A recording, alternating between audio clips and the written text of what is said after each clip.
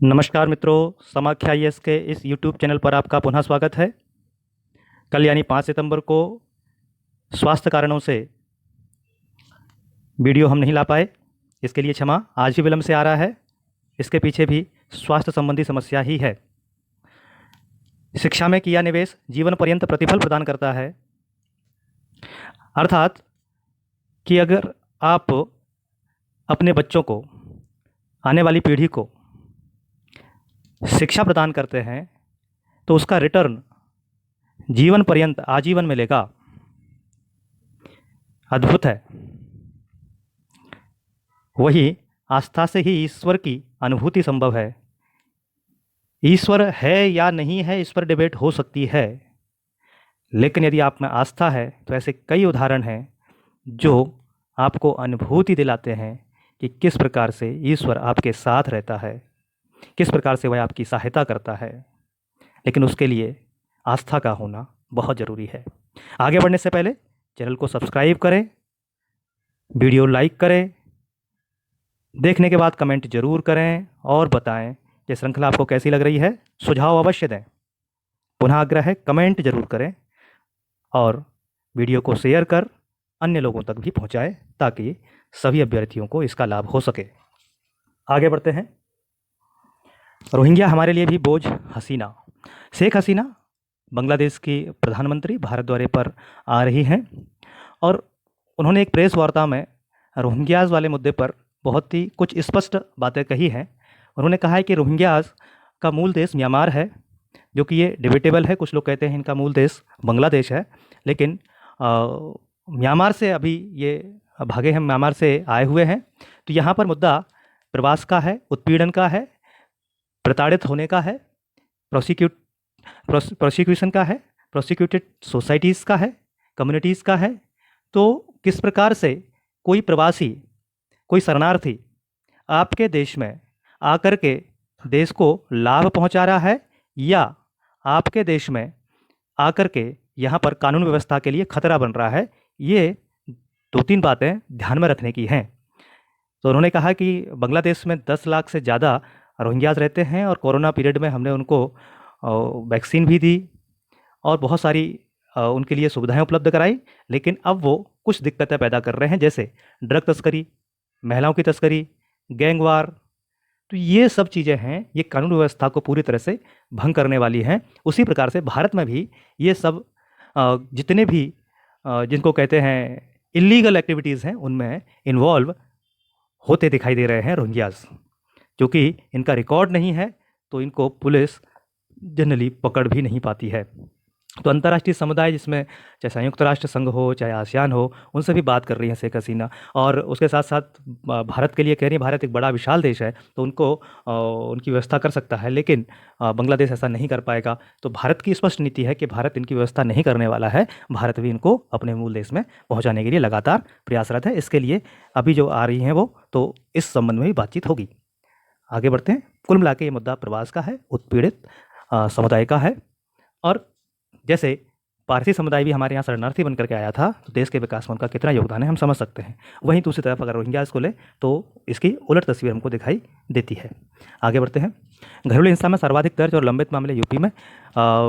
घरेलू हिंसा किसी भी समाज के लिए एक तरह से विष है, जहर है। अगर परिवार सुखी नहीं है तो समाज सुखी नहीं होगा, समाज सुखी नहीं है तो फिर राष्ट्र उन्नति नहीं करेगा, क्योंकि परिवार ही राष्ट्र की मूलभूत इकाई है। वहाँ पर घरेलू हिंसा में महिलाओं का उत्पीड़न होता है और महिलाओं के उत्पीड़न से परिवार की सुख चैन चला जाता है। घरेलू हिंसा कानून बना 2005 में। सुप्रीम कोर्ट में एक याचिका दायर की गई थी। We the women of India, एक एनजीओ है, गैर सरकारी संगठन है, उसने उसके ही याचिका पर सुप्रीम कोर्ट ने नेशनल लीगल सर्विस अथॉरिटी, जिसको नालसा कहते हैं, उनको कहा था कि जब से कानून लागू हुआ है, घरेलू हिंसा कानून, डोमेस्टिक वायलेंस एक्ट 2005, तब से लेकर के अब तक कितने, तो किस प्रकार से कानून जब से लागू हुआ अब तक के कितने केसेस हुए हैं, घरेलू हिंसा को कितने केसेस निपटाए जा चुके हैं। तो इस संबंध में कुछ आंकड़े आए हैं, उन आंकड़ों की तरफ ध्यान देने की आवश्यकता है। उसमें आंकड़े आए हैं कि 4,71,684 देश में कुल मामले अभी तक लंबित हैं। कुल केस दर्ज हुए 11,93,359 और 7,27,788 मामले निपटाए जा चुके हैं। और सुप्रीम कोर्ट ने जो याचिका दाखिल की थी उसमें घरेलू हिंसा कानून को प्रभावी ढंग से लागू करने, कानून के तहत पीड़ित महिलाओं के संरक्षण और सहायता के लिए जो निश्चित तंत्र, जो सिस्टम व्यवस्था है, उसको जमीनी स्तर पर प्रभावी बनाए जाने की मांग की गई थी। तो ये 28 अप्रैल को कहा गया था और ये रिपोर्ट नालसा ने, यानी नेशनल लीगल सर्विस अथॉरिटी ने दे दी है। और ये भी कहा है कि कि कितने प्रोटेक्शन अधिकारी या सर्विस प्रोवाइडर हैं। सर्विस प्रोवाइडर का मतलब होता है पीड़ित महिलाओं की सहायता प्रदान करने वाले लोग, ठीक है। तो ये भी इसमें आया है। आश्रय गृह कितने हैं, जो ऐसी महिलाएं हैं जो प्रताड़ित हैं, उनको रहने की, रखने की जगह जो होती है आश्रय गृह, उसकी भी जानकारी मांगी थी। और जो नालसा ने high court, state legal service authority और राज्य के विभागों से आंकड़े एकत्रित किए हैं। ये आंकड़े जब से कानून लागू हुआ है 1 जुलाई 2022 तक के आंकड़े हैं। इसमें उत्तर प्रदेश में सर्वाधिक मामले दर्ज किए गए। उत्तर प्रदेश में 2,02,880 मामले, जिनमें से 83,196 मामले 30 जून 2022 तक निपटाए गए। 1,19,684 मामले अभी भी लंबित हैं। दूसरे नंबर पर महाराष्ट्र है और इसके बाद नंबर आता है राजस्थान का, दिल्ली का, मध्य प्रदेश, पश्चिम बंगाल, हरियाणा, पंजाब। तो ये बहुत ही गंभीर स्थिति है। किसी भी सभ्य समाज के लिए घरेलू हिंसा अपने आप में अभिशाप है, जैसा हमने पूर्व में कहा है। तो ये मुद्दा महिलाओं की स्वतंत्रता, महिलाओं की गरिमामयी समाज में उपस्थिति, उनके जीवन से संबंधित है। Paper 1 GS paper 1। आगे बढ़ते हैं। हमारी समुद्री हित प्रशांत महासागर से भी जुड़े हुए हैं जयशंकर। विदेश मंत्री एस जयशंकर ने कहा है कि केवल हिंद महासागर तक हम सीमित नहीं हैं, ये हमारा जो हित है वो प्रशांत महासागर क्षेत्र तक जाता है। उन्होंने कहा कि बहुत अच्छा स्टेटमेंट उन्होंने दिया है। उनकी पुस्तक the India way strategies for an uncertain world, ये उनका गुजराती ट्रांसलेटेड वर्जन जो है वो उसका विमोचन समारोह बोल रहे थे। उन्होंने बहुत अच्छा स्टेटमेंट दिया है, वो आपको नोट करना चाहिए। वो स्टेटमेंट है कि भारत अमेरिका के साथ मिलकर चीन का इंतजाम करते हुए, यूरोप से लाभ लेते हुए, रूस को आश्वस्त करते हुए, जापान को साथ लाते हुए भारत को कार्य करना है। तो ये यानी सभी देशों के साथ मिलकर के कैसे अपने हितों की तरफ ध्यान रखते हुए भारत आगे बढ़ रहा है, भारत की विदेश नीति क्या है, इसके लिए उन्होंने कहा है सबका साथ, सबका विश्वास, यही भारत की विदेश नीति है। उन्होंने कहा कि भारत का जो व्यापार है वो 50% से अधिक पूर्व की ओर से होता है, इसीलिए हमने लुक ईस्ट पॉलिसी अब एक्ट ईस्ट पॉलिसी में बदली है, उसकी तरफ विशेष ध्यान दिया था। हमें अपनी सोच का दायरा बढ़ाना होगा। उन्होंने कहा है कि दूसरे देशों की समस्याओं में हस्तक्षेप हम नहीं करते थे। 1950-60 के समय की बात थी ये। अब हमारी हैसियत बदली है, हमारी स्थिति बदली है। हम विश्व की 5वीं सबसे बड़ी अर्थव्यवस्था बने हैं, इसीलिए हमको अब हस्तक्षेप करने की आवश्यकता हुई है। तो भारत का बढ़ता वैश्विक प्रभाव ये स्टेटमेंट दिखाता है। आगे बढ़ते हैं। कभी कोर्ट को विपक्ष की भूमिका भी निभानी चाहिए। जस्टिस रमन्ना, एनवी रमन्ना, जो अभी रिटायर्ड हुए हैं, उनको कैपिटल फाउंडेशन राष्ट्रीय व्याख्यान और पुरस्कार समारोह में बोलते हुए उन्होंने ये बात कही, क्योंकि न्यायपालिका किसी एक राय पर आधारित नहीं होती है, उस पर आंका नहीं जाना चाहिए।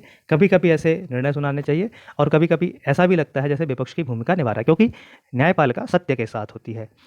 एनवी रमन्ना को यहाँ पर 2 चीज़ें महत्वपूर्ण हैं कि एनवी रमन्ना साहब को वीआर कृष्णा अय्यर सम्मान दिया गया है, जस्टिस वीआर कृष्णा अय्यर सम्मान, और उड़ीसा के मुख्यमंत्री नवीन पटनायक को सामाजिक राजनीतिक क्षेत्र में असाधारण योगदान के लिए लाइफ टाइम अचीवमेंट अवार्ड दिया गया है। तो ये जो है महत्वपूर्ण है। और कुछ फैक्चुअल चीज़ें इसमें दी गई हैं। वो फैक्चुअल चीज़ें हैं कि किस प्रकार से उड़ीसा सरकार ने मिशन शक्ति, बीजी स्वास्थ्य कल्याण योजना, स्टील, एयर और एल्यूमिनियम में अग्रणी उत्पाद, कृषि क्षेत्र में सुधार, गरीबों की दिशा में उन्नयन समेत सरकार के अन्य योजनाओं का जिक्र उन्होंने किया। उन्होंने कहा कि 1999 में उड़ीसा में सुपर साइक्लोन आया था और उस सुपर साइक्लोन के बाद उड़ीसा आज इस स्थिति में पहुंचेगा, कल्पना भी नहीं की जा सकती थी। सबके प्रयास से ये संभव हो सका है। आज उड़ीसा आपदा प्रबंधन में वैश्विक मानक स्थापित कर रहा है और उड़ीसा एकमात्र ऐसा राज्य है जिसने किसानों की आय को दोगुना किया हुआ है। तो ये उड़ीसा से संबंधित कुछ फैक्चुअल चीज़ें थी। और न्यायपालिका के संबंध में एनवी रमन्ना ने कहा कि 30 से अधिक संवैधानिक संस्थाएं एक ही भाषा में बोले ये जरूरी नहीं है। यदि ऐसा बोलती हैं तो ये स्वस्थ लोकतंत्र के संकेत भी नहीं है। तो भारतीय भाषाएं और भारतीय पद्धति को यहाँ पर इंगित किया गया है कि किस प्रकार से विविधता है, तो भाषाओं की भी विविधता है, तो एक भाषा पे निर्भरता नहीं होनी चाहिए। आगे बढ़ते हैं। रूस भारत चीन में सहयोग की असाधारण क्षमता। रूसी राजदूत डेनिस अलीपोव ने एक प्रेस वार्ता में ये बातें कही हैं। उन्होंने कहा कि RIC, आर यानी रूस, आई मतलब इंडिया, भारत और सी मतलब चीन, ये त्रिपक्षीय ढांचे में सहयोग की असाधारण क्षमता है। और उन्होंने एक बात स्पष्ट यहाँ की कि अमेरिका जैसे देश जो नहीं चाहते हैं कि ये RIC जो है, रूस, भारत और चीन एक साथ आएँ किसी भी रूप में, और जो चीन के साथ मतभेद हैं कुछ मुद्दों को लेकर के, उनको एक्सिगरेट करके, उसको बढ़ा चढ़ा करके बता करके जो है भ्रम पैदा करता है और नहीं चाहता है अमेरिका कि किसी भी प्रकार का कोई सहयोग इनके आपस में होना चाहिए। तो असहमति को जानबूझकर दुरुपयोग बताया। और उन्होंने कहा कि हिंद प्रशांत पहल जो हुई है अमेरिका के द्वारा, तो वो भी ठीक नहीं है। इंडो पैसिफिक इकोनॉमिक अभी हमने बात की थी फ्रेमवर्क की कुछ दिनों पहले, तो उस विषय में बोला कि ये पॉलिटिड पॉलिसी है, दूषित नीति है अमेरिका की। और उसके साथ साथ उन्होंने कहा ये विभाजनकारी नीति भी है। और उन्होंने कहा कि जो RIC है ये आपसी समझ, विश्वास और स्थिरता को बढ़ाने में सहायक है। आपसी समझ, mutual understanding, trust and stability, इसको बढ़ाने में सहायक है। बहुत ही इम्पोर्टेंट कुछ विषय यहाँ पर दिए हुए हैं, तो हमको इनको नोट करना बहुत ज़रूरी है। यहाँ पर आपसी समझ, विश्वास और स्थिरता यानी म्यूचुअल अंडरस्टैंडिंग, ट्रस्ट और स्टेबिलिटी, और यह सदस्य देशों के बीच सहयोग और समन्वय बढ़ाने में अधिक योगदान कर सकता है। सहयोग यानी आप ऐसे समझ लो कि कोऑपरेशन एंड कोऑर्डिनेशन, ये दोनों चीज़ें ये RIC जो है इनको कर सकती है। उन्होंने कहा कि भारत चीन के बीच सकारात्मक संवाद, पॉजिटिव डायलॉग जो है उसको प्रोत्साहित करने में सहायक हो सकता है। तो आप ऐसे समझ लो। तो वहीं पर उन्होंने कहा है कि भारत चीन के बीच असहमति का दुरुपयोग अपने भू राजनीतिक खेल के लिए कर रहा है। कौन? अमेरिका। जियोपॉलिटिकल जो ड्रामा कर रहा है वो अमेरिका का समझ में आ रहा है। हिंद प्रशांत के मुद्दे पर अब तक सहमति नहीं बनी है। हम यह भी अपने दिमाग में रख रहे हैं कि अमेरिका विशेष और दूषित नीति के लिए शब्दावली का इस्तेमाल कर रहा है। यूक्रेन संकट बढ़ने से पहले खुले तौर पर रूस को खतरा करार दिया था। उन्होंने स्पष्ट कहा है कि यूक्रेन के साथ जब युद्ध नहीं चल रहा था उससे पहले ही अमेरिका ने रूस को खतरा करार दे दिया था। तो आप अमेरिका की जो सोच है उसको हम देख सकते हैं। और रक्षा क्षेत्र में सहयोग रूस और भारत के बीच रणनीतिक साझेदारी के प्रमुख स्तंभों में से एक है। तो ये विषय भी हमको ध्यान में रखने की आवश्यकता है। तो ये प्रश्न कभी भी आ सकता है, मेंस के पॉइंट ऑफ व्यू से बहुत ही इंपॉर्टेंट है, और इसमें कुछ बातें हैं उनको हम नोट डाउन करके उसको हम अच्छे से एक्सप्लेन कर सकते हैं। GS2 अंतर्राष्ट्रीय संबंध very very important for prelims. तो ये जो है देश के लिए चिरौंजी का संरक्षक बना प्रयागराज, होगी व्यावसायिक खेती। तो चिरौंजी हम सबका जो मिठाइयाँ होती हैं, खीर होती है, यानी ड्राई फ्रूट्स में एक अच्छा नाम है। और चिरौंजी इसका जो साइंटिफिक ना कडप आलमंड बोलते हैं उसको।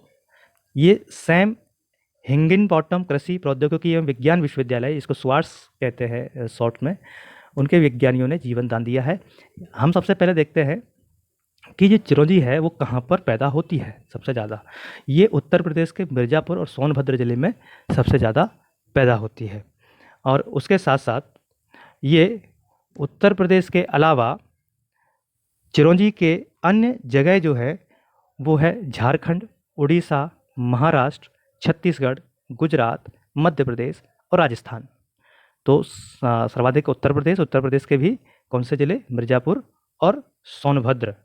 और इसके अलावा चंदौली, ललितपुर, झांसी और महोबा, ये ज़िले उत्तर प्रदेश के आते हैं। तो चिरौंजी में कौन से गुण होते हैं? चिरौंजी के बारे में प्रीलिम्स में क्वेश्चन आ सकता है। चिरौंजी जो है वो उसमें 52% तक तेल होता है, जो जैतून और बादाम के तेल का विकल्प है। इसकी छाल से बना अर्क डायरिया और अतिसार के उपचार में प्रभावी है। डायरिया और अतिसार जो है ये ठीक होता है उसकी छाल से बना अर्क। इसकी कीमत 600 से 2000 रुपये प्रति किलो बिकता है। वहीं चिरौंजी के पेड़ की छाल, फल और बीज तीनों में औषधीय गुण होते हैं। तो हम समझ सकते हैं कि चिरौंजी इतनी महत्वपूर्ण है। ये लगभग समाप्ति की ओर थी, लेकिन धीरे धीरे इसमें क्या हो रहा है, सुधार आ रहा है और दोबारा से 6000 पौधे तैयार किए हैं वैज्ञानिकों ने और वो अब चिरौंजी का पुनरुत्थान कर रहे हैं। उत्तर प्रदेश सरकार ने किसानों को चिरौंजी के लिए जो अभिवहन शुल्क है उसको माफ़ करने जा रही है, ताकि जो अभिवहन शुल्क जमा कर ट्रांजिट परमिट बनवाना पड़ता था वो नहीं बनवाना पड़ेगा। सरकार जल्द ही कैबिनेट में प्रस्ताव लाने जा रही है। प्रस्ताव पास होने के बाद किसान चिरौंजी को आसानी से बेरोक टोक बाजार में अच्छे दामों पर बेच सकेंगे। सूखा मेवा में आने वाली चिरौंजी उत्तर प्रदेश के, मैंने जैसे पहले कहा कि सोनभद्र, मिर्ज़ापुर, चंदौली, ललितपुर, झांसी और महोबा में पैदा होती है। आदिवासी जंगलों में जाकर चिरौंजी के फल एकत्रित करते हैं, उन्हें सुखाने के बाद इनकी कुटाई कर चिरौंजी बनाई जाती है। तो इसकी विशेषताओं को देख करके पूछा जा सकता है। फिल्म में इस प्रकार के प्रश्न आते रहे हैं, आगे भी आने की संभावना है। क्लियर है? आगे बढ़ते हैं। चीन में मंदी से भारत को होगा लाभ।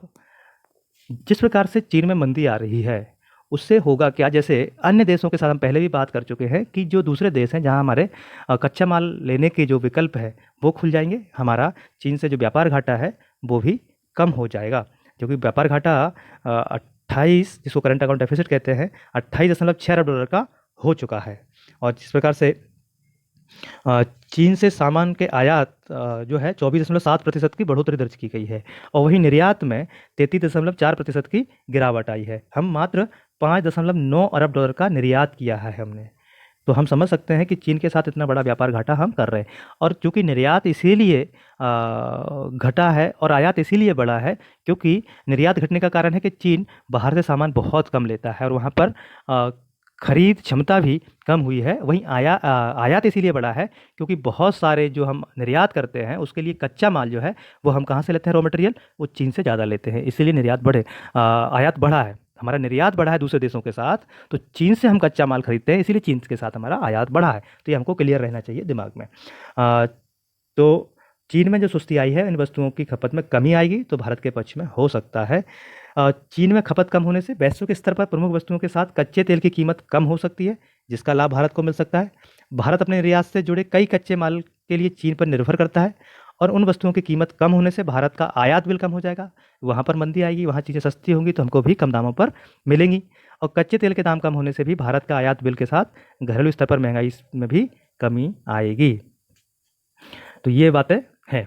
और चीन में सुस्ती और जीरो कोरोना नीति के देखते हुए अमेरिकी कंपनियां जो है वो अपनी सप्लाई को लेकर चिंतित हैं। तो वो देख रही है कि चीन की अपेक्षा भारत ज़्यादा अच्छा विकल्प हो सकता है। तो भारत को इन्वेस्टमेंट, निवेश भी ज़्यादा मिल सकता है, एफडीआई भी अधिक मिल सकता है।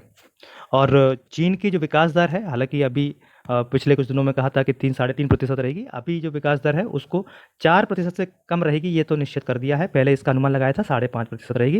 वहीं भारत की विकास दर है वो लगभग 10% के आसपास, जैसे 7-7.5% की तो सबने ही बोला है। अभी जैसे 13%, 13.5% रही है पहली तिमाही की। तो इसको देखते हुए वित्त मंत्री ने कहा है कि हम लगातार इसको दहाई के अंक तक ले जाने का प्रयास करेंगे। अगर ऐसा हुआ तो बहुत ही अच्छा है, लेकिन अगर 7 से 8% के बीच में भी रहा तो ये भी दुनिया के अन्य देशों की तुलना में काफ़ी अधिक होगी। तो भारत उभरती हुई अर्थव्यवस्था है और विश्व को नई दिशा देने वाली भी अर्थव्यवस्था बन रही है। ये हमारे यहाँ इन्वेस्टमेंट हब भी भारत बनने जा रहा है। आगे बढ़ते हैं। दिसंबर तक ग्रामीण इलाकों में 300 शाखाएं खोलेंगे सार्वजनिक बैंक। ये मामला जो है ये पूरी तरह से वित्तीय समावेशन का है। वित्तीय समावेशन, तो वित्तीय समावेशन यानी फाइनेंशियल इंक्लूजन, जो फाइनेंशियल इंक्लूजन है उसका मतलब होता है कि सभी को, यानी देश के सभी, चाहे वो किसी भी क्षेत्र के हों, किसी भी आर्थिक स्थिति के लोग हों, किसी भी वर्ग के लोग हों, उनको कम दामों पर, सही दामों पर बैंक और वित्तीय संस्थानों की सेवाएं मिलना, ये है वित्तीय समावेशन। और वित्तीय समावेशन को बढ़ाने के लिए ये बहुत बड़ा टॉपिक है, अच्छा टॉपिक है, लगातार इससे प्रश्न आते रहते हैं, विशेषकर मेंस में और प्री में भी कई बार प्रश्न इस प्रकार के पूछ लिए जाते हैं। तो सरकारी बैंक दिसंबर 2022 तक 300 नई शाखाएं, नई ब्रांचेस ग्रामीण क्षेत्रों में खोलेंगे। तो ऐसे गांव में खोली जाएंगी जहां पर अभी तक एक भी बैंक नहीं है और उसकी आबादी 3000 से अधिक है। सबसे अधिक शाखाएं जो है वो बैंक ऑफ बड़ौदा खोलेगी, 95 शाखाएं, बैंक ऑफ बड़ौदा खोलेगी। और उसके बाद एसबीआई खोलेगी, बैंक ऑफ बड़ौदा 76 शाखाएं खोलेगी, एसबीआई 60 शाखाएं खोलेगी। और वहीं सबसे अधिक शाखाएं राजस्थान में खोली जाएंगी, उसके बाद मध्य प्रदेश में खोली जाएंगी 54 शाखाएं, राजस्थान में 95 शाखाएं खोली जाएंगी। वहीं गुजरात में 38, महाराष्ट्र में 33, झारखंड में 32, उत्तर प्रदेश में 31 शाखाएं खोली जाएंगी। पिछले महीने ही वित्तीय सेवा सचिव के साथ सार्वजनिक क्षेत्र के बैंकों के जो हेड थे, प्रमुखों की बैठक हुई थी, वहाँ पर यह निर्णय लिया गया था। बैंकों को संबंधित राज्य स्तरीय बैंकर समिति द्वारा दिसंबर 2022 तक आवंटित स्थानों पर शाखाएं खोलने के लिए कहा गया है। राज्य स्तरीय बैंकर समिति SLBC बोलते हैं, ठीक है। तो ये हमको ध्यान में रखना है। 300 शाखाएं इसके लिए, वित्तीय समावेशन के लिए कहाँ खोली जानी है? ग्रामीण क्षेत्रों में। कौन सा क्षेत्र?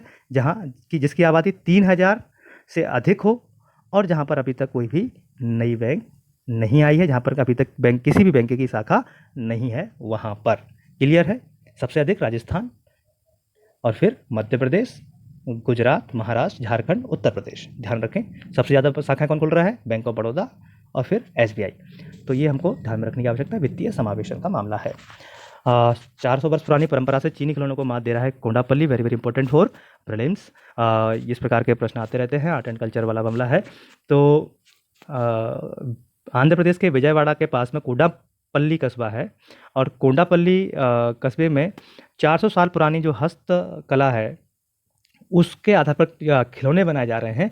इसको GI टैग भी मिला है, ज्योग्राफिकल इंडिकेशन टैग मिला है। और ये टैग किसको मिलता है? ऐसे उत्पादों को दिया जाता है जो विशेष भौगोलिक पहचान रखते हैं, यानी वो चीज़ें उसी भौगोलिक क्षेत्र में होती हैं, उत्पादित होती हैं, बनती हैं। इसके लिए ज्योग्राफिकल इंडिकेशन दिया जाता है और इस कोंडापल्ली खिलौनों को भी ये GI टैग मिला हुआ है। तो ये कोंडापल्ली 35,000 आबादी वाला ज़िला है। यहाँ पे 100 परिवार जो है वो पुश्तैनी रूप से इसी कारोबार से, इसी धंधे से जुड़े हुए हैं। चीनी खिलौने जो है प्लास्टिक के बने होते हैं, मशीनों से चलते हैं, जबकि ये जो कोंडापल्ली खिलौने हैं वो लकड़ी से बनते हैं और लकड़ी से बनाने में बहुत मेहनत लगती है। इनकी विशेषता क्या है? इनकी विशेषता है, बहुत ध्यान से नोट करना, ये जो लकड़ी है वो होती है तेला पौनिकी पेड़ की। तेला पौनिकी पेड़ का नाम है, उसकी लकड़ी होती है। ये लकड़ी काफ़ी हल्की होती है और इस पर नक्काशी करना बड़ा आसान होता है।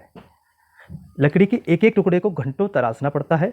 इसके बाद इसको इमली के बीज और लकड़ी के बुरादे से बने पेस्ट, जिसको मक्कू बोलते हैं, इमली के बीज और लकड़ी के बुरादे से बना पेस्ट, उसको मक्कू बोलते हैं, उसको जोड़ा जाता है।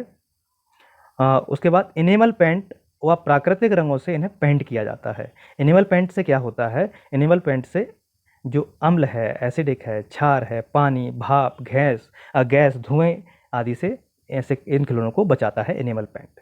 फिर लकड़ी के बुरादे से इस पर पॉलिश कर इनको चमकाया जाता है और इसके जो खिलौने के जो चरित्र हैं वो कौन से खिलौने बनेंगे वो दंत कथाओं से, धार्मिक ग्रंथों से लिए जाते हैं, जैसे दशावतार, गणपति, हनुमान, लक्ष्मी, बालाजी, भगवान अय्यप्पा आदि धार्मिक देवी देवताओं की काष्ठ कृतियाँ बनाई जाती हैं। इनकी कॉस्ट जो है वो 20 रुपये से लेकर के 15,000 रुपये तक की है और ये ऑनलाइन भी उपलब्ध हैं।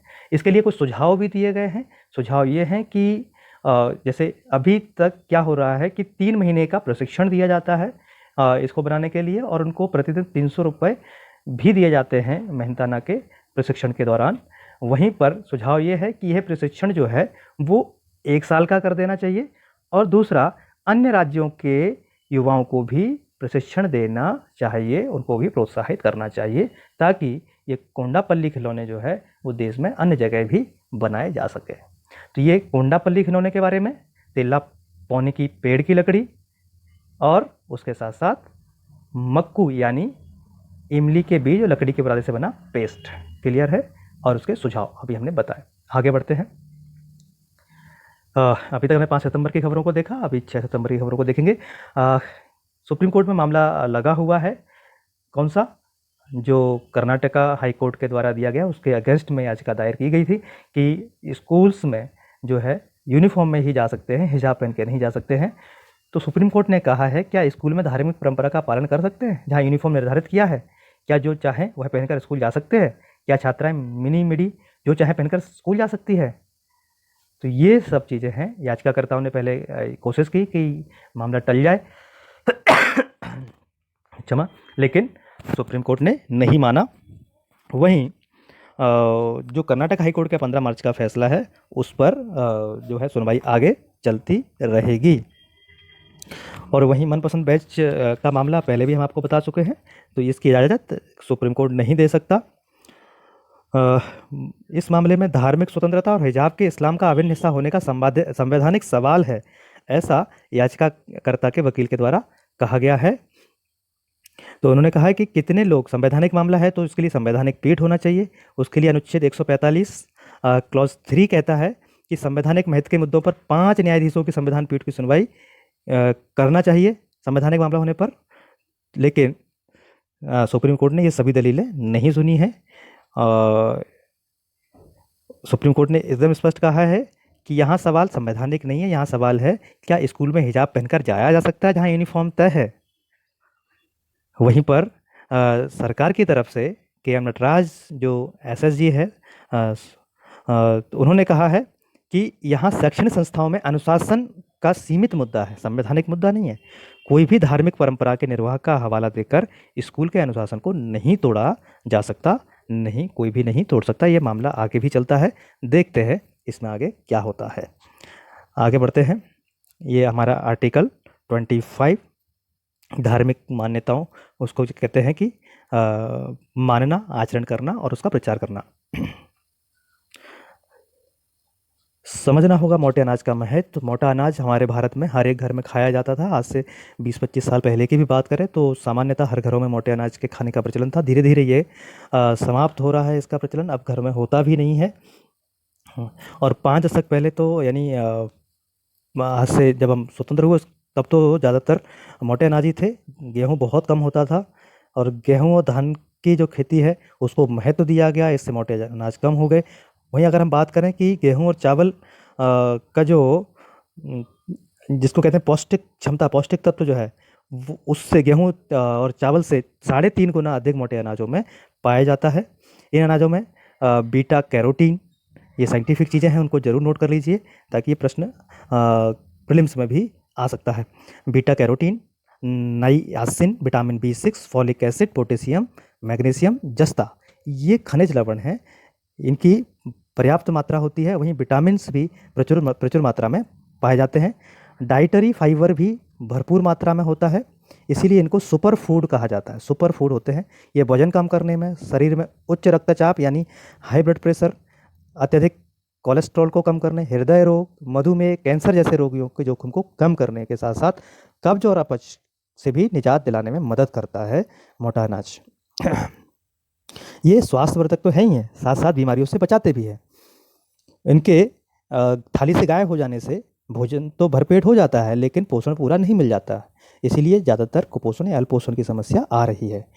डाइटरी फाइबर की जो अपर्याप्त मात्रा है उसके कारण से मधुमेह यानी डायबिटीज़, एनीमिया, हृदय और गुर्दे से संबंधित गैर संक्रामक बीमारियां बढ़ रही हैं। और अगर हमको हम बात कर रहे हैं कि खाद्य सुरक्षा यानी फूड सिक्योरिटी की और न्यूट्रिशन सिक्योरिटी की, तो मोटा अनाज बहुत महत्वपूर्ण है।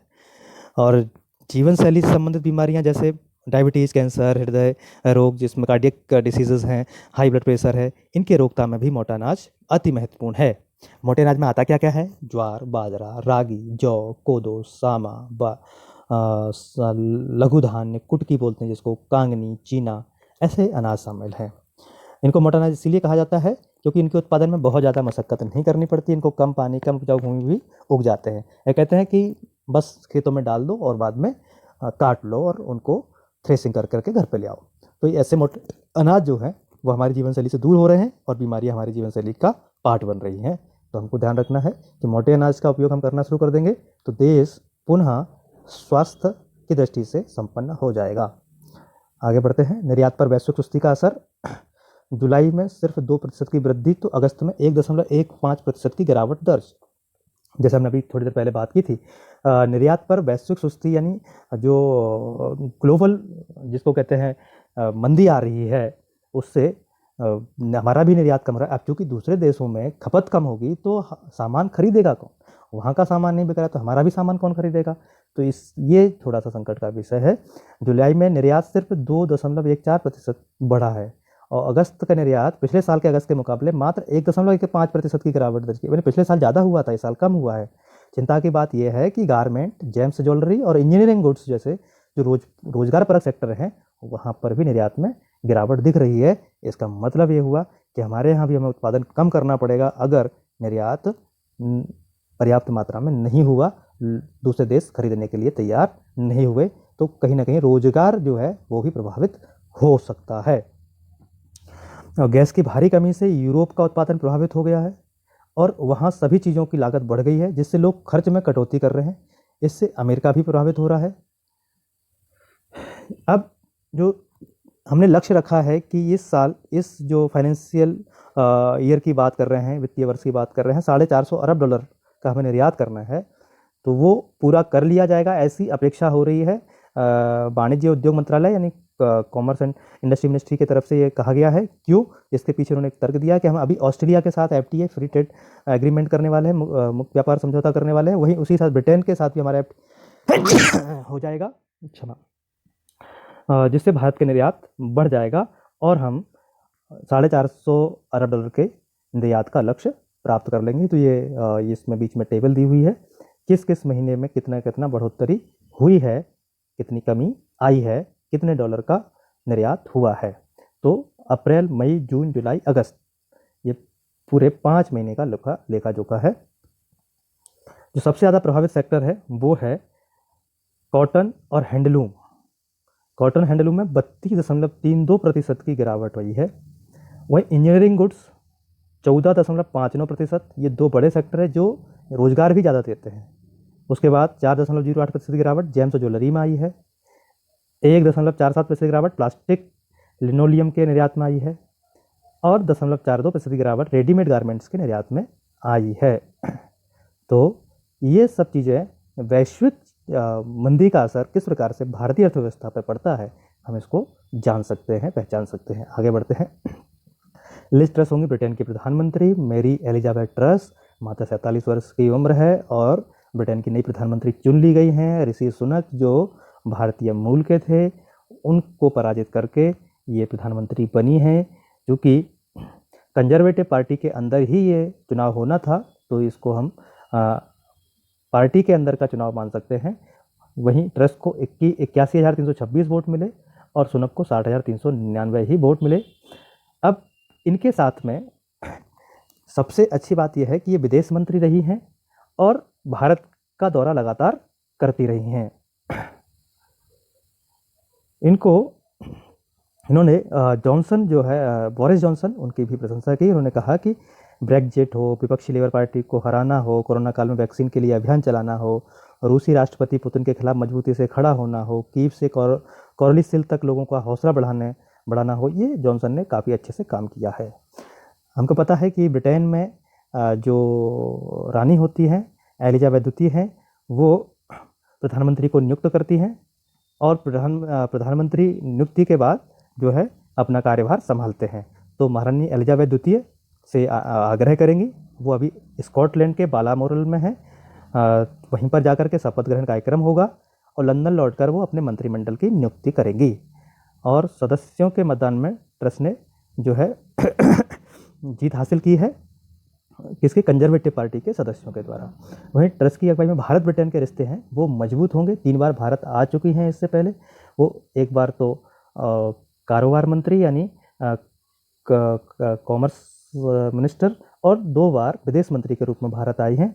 मौजूदा वैश्विक माहौल में भारत ब्रिटेन के रिश्तों को मजबूती से पहले से भी ज़्यादा महत्वपूर्ण हो गई है, ऐसा उनका मानना है। भारत ब्रिटेन के साथ में जो FTA है वो भी दिसंबर से पहले हो जाने की उम्मीद है, अपेक्षा है कि दिवाली से पहले ही हो जाए।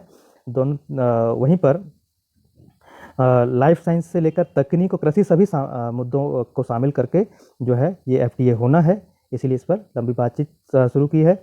वही 2+2 मतलब विदेश और रक्षा मंत्री जो बातचीत करते हैं उसको 2+2 वार्ता कहते हैं, 2+2 डायलॉग कहते हैं, वो भी शुरू होने की उम्मीद है। रक्षा क्षेत्र में संबंध और मजबूत होने की उम्मीद है। ब्रिटेन के सैन्य उपकरण और युद्ध सामग्री बनाने वाली कंपनियां भारत को एक बड़े बाजार के तौर पर देख रही हैं, वो आत्मनिर्भर भारत योजना का हिस्सा बनने को तैयार हैं। तो इस प्रकार से हम देख सकते हैं कि जो ट्रस, एलिजाबेथ ट्रस जो है वो प्रधानमंत्री बनने के बाद भारत के संबंध और ज़्यादा मजबूत होंगे ब्रिटेन के साथ। आगे बढ़ते हैं, आज के इतिहास की बात कर लेते हैं। 5 सितंबर के इतिहास की पहले बात करते हैं। 5 सितंबर सबको पता है शिक्षक दिवस है। आप सभी को शिक्षक दिवस की हार्दिक शुभकामनाएं। लेकिन डॉक्टर सर्वपल्ली राधाकृष्णन के जन्म को शिक्षक दिवस के रूप में मनाते हैं। 5 सितंबर 1888 को तिरुतनी में जन्म हुआ। राधाकृष्णन उच्च शिक्षा प्राप्त कर 40 वर्षों तक कई सारे विश्वविद्यालयों में पढ़ाने का काम किया। 1948 में विश्वविद्यालय शिक्षा आयोग बना, उसके अध्यक्ष बने और आधुनिक शिक्षा की नींव रखी। 1949 से 1952 तक सोवियत संघ में भारत के राजदूत रहे।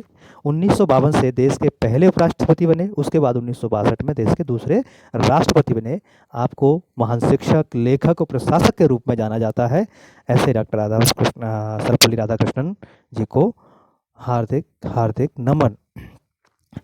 वहीं 5 सितंबर 1862 को इंग्लैंड के मौसम विज्ञानी जेम्स ग्लेसर ने गुब्बारे से 11 किलोमीटर की ऊंचाई तय की और गुब्बारे से 11 किलोमीटर की ऊंचाई तय करने वाले पहले व्यक्ति बने। और इस गुब्बारे में बैठकर ऊपर जाने का उद्देश्य था कि ऊंचाई पर तापमान और आर्द्रता का आकलन करना, कि ऊंचाई पर तापमान और आर्द्रता में क्या प्रभाव पड़ता है। 5 सितंबर 2019 को हैदराबाद की इरारामट्टी मगम्मा 74 साल की उम्र में दुनिया की सबसे उम्रदराज माँ बनी। ये IVF तकनीकी के माध्यम से इरारामट्टी ने जुड़वा बच्चियों को जन्म दिया। उनके अच्छे स्वास्थ्य के कारण ये संभव हो सका। ये IVF यानी तकनीकी का कमाल है, टेक्नोलॉजी प्रौद्योगिकी का कमाल है। वही 6 सितंबर यानी आज की बात करते हैं। सेना ने आज शरत चंद्र बोस, सुभाष चंद्र बोस के भाई शरत चंद्र बोस 1889, 6 सितंबर 1889 को आपका जन्म हुआ। स्वतंत्रता सेनानी, बैरिस्टर थे। ओडिशा के कटक में आपका जन्म हुआ। 1914 में इंग्लैंड से कानून की डिग्री प्राप्त की। कोलकाता हाईकोर्ट में बैरिस्टर बने। क्रांतिकारियों की मदद के लिए जेल से छुड़वाने का काम करने लगे। नेताजी सुभाष चंद्र बोस को उन्हीं का संरक्षण प्राप्त था। 1936 में वह बंगाल कांग्रेस समिति के अध्यक्ष चुने गए। उसके बाद 1946 में केंद्र की अंतरिम सरकार में शामिल हुए। फॉरवर्ड ब्लॉक का नेतृत्व संभाला। कई बार जेल भी गए। 20 फरवरी 1950 को दुनिया को अलविदा कहा, यानी आपका जो है इस संसार में अंतिम दिन 20 फरवरी 1950।